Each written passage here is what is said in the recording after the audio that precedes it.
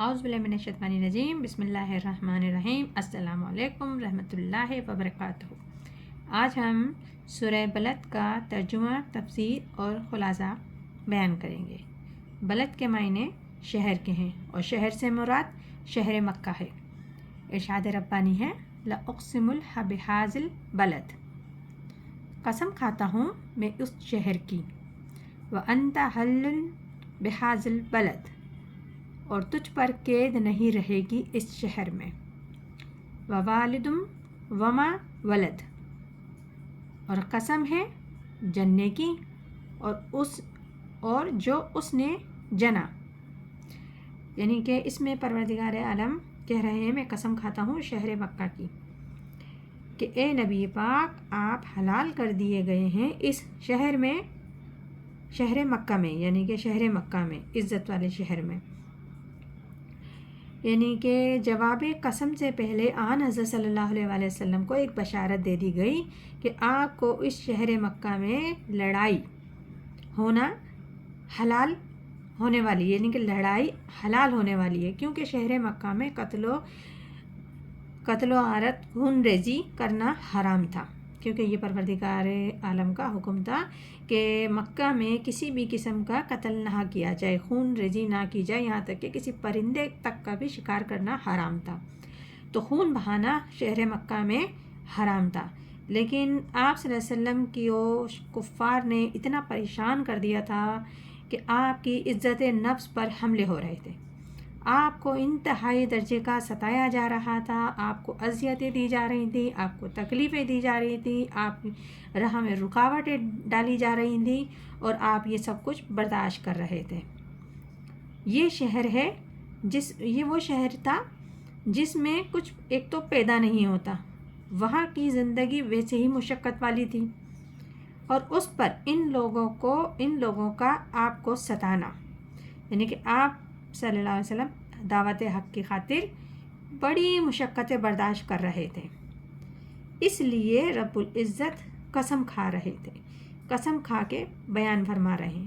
اور تیسری قسم رب العزت نے کھائی ہے والد اور اولاد، یہ ایک قسم ہے، کیونکہ یہ بھی ایک بہت بڑی مشقت ہے جو انسان پر ہے، اولاد کا پالنا، اولاد کا پرورش کرنا، اولاد کو پروان چڑھانا، اس کی دیکھ بھال کرنا، یہ ایک بہت بڑا بوجھ ہے۔ تو یہ تین قسمیں کھا کے رب العزت فرما رہے ہیں، کیا فرما رہے ہیں؟ لقد خلقنا الانسان فی کبد، کہ یہ قسم کھا کے رب العزت فرما رہے ہیں کہ ہم نے انسان کو مشقت ہی کے لیے پیدا کیا ہے، انسان کے لیے مشقت اور محنت اس کا مقدر ہے، مشقت ہر ایک انسان کے لیے ہے، اور محنت، تکلیف، رنج، کوئی تکلیف کی رنج و غم، کہیں مرض ہے، کہیں فکر ہے، کہیں مسائل ہے، کہیں وسائل ہیں، کہیں پریشانیاں ہیں، کوفتے، ہر شخص کے لیے مشقت ہے، اور وہ مشقت میں مبتلا ہے، محنت میں مبتلا ہے، اور اسی طرح زندگی کی دوڑ بھاگ کرتا ہے۔ بس تھوڑا سا فرق ہے کہ جو صاحب حیثیت ہے وہ بھی پریشان ہے، جو فقیر و فقرا ہے وہ بھی پریشان ہے، اور لگا پڑا ہے زندگی کی کوششوں میں، مشقتوں میں، دوڑ بھاگ میں، کہ میں یہ حاصل کر لوں، میں وہ حاصل کر لوں، اپنی منزل تک پہنچ جاؤں، اپنے مقصد تک پہنچ جاؤں، اور اس مقصد اور منزل کو پانے کے لیے انتہائی درجے کی تکلیفیں اٹھاتا ہے، مشقت کرتا ہے، محنت کرتا ہے۔ جو گرمی میں بیٹھا ہے مثال کے طور پر وہ بھی مشقت میں ہے، تکلیف میں ہے، اور جو اے سی میں بیٹھا ہوا ہے وہ بھی تکلیف میں ہے۔ ہر انسان کو کسی نہ قسم کی مشقت اور محنت میں اس کی طبیعت میں رجحان پیدا ہے، یعنی کہ مشقت اور محنت کا، اور اس میں وہ مبتلا ہے۔ کسی کو جسمانی مشقت ہے تو کسی کو نفسیاتی ہے۔ مطلب یہ کہ دنیا میں کوئی بھی اس مشقت کی قید سے آزاد نہیں، یہاں تک کہ موت سے پہلے اس کی ان چیزوں سے نجات نہیں۔ گویا کہ ہر انسان کے لیے محنت اور مشقت ہی اس کا مقدر ہے۔ آگے اللہ ارشاد فرماتا ہے یحسب ان لن یقدر علیہ احد، یعنی کہ اب کافر انسان کی حالت دیکھو، اتنی مشقت میں ڈوبا ہوا ہے کہ اس کو لمحے بھر کا سکون نہیں ہے ذہنی طور پر. وہ ہر قسم کے حربے بھی استعمال کر رہا ہے، پریشانیاں پیدا بھی کر رہا ہے مومنوں کے لیے.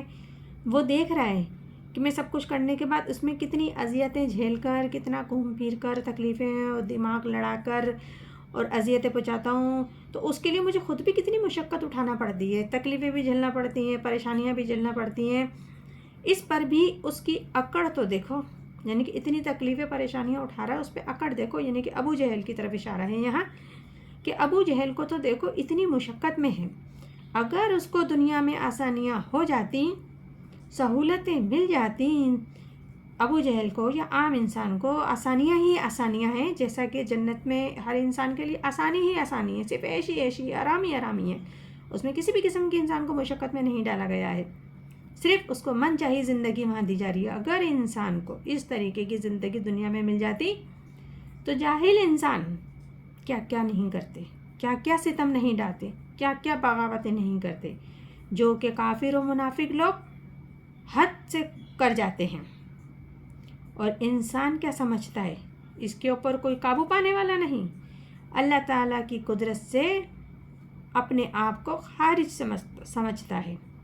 اس کی قدرت میں وہ اس قدر وہ بھول میں پڑا ہوا ہے.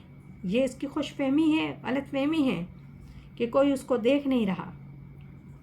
اللہ تعالیٰ قرآن میں بار بار جگہ جگہ ارشاد فرما رہا ہے کہ ہم لکھ رہے ہیں، ہم دیکھ رہے ہیں اور ہماری طرف لوٹ کر آنا ہے، ہم پکڑیں گے، ہم حساب بھی لیں گے. لیکن منافق، کافر اور منکر لوگ، ان کو کچھ سمجھ میں نہیں آتا. ان کو اس وقت سمجھ میں آتا جس دن وہ موت کے فرشتے کو اپنی آنکھ سے دیکھ لیتے ہیں.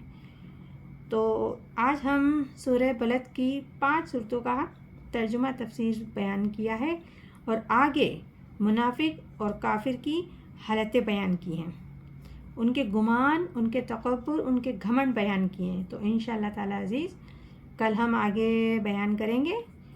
اور اللہ تعالی ہم سب کو قرآن پاک صحیح پڑھنے، عمل کرنے، سننے اور سمجھنے کی توفیق عطا فرمائے. آمین ثم آمین.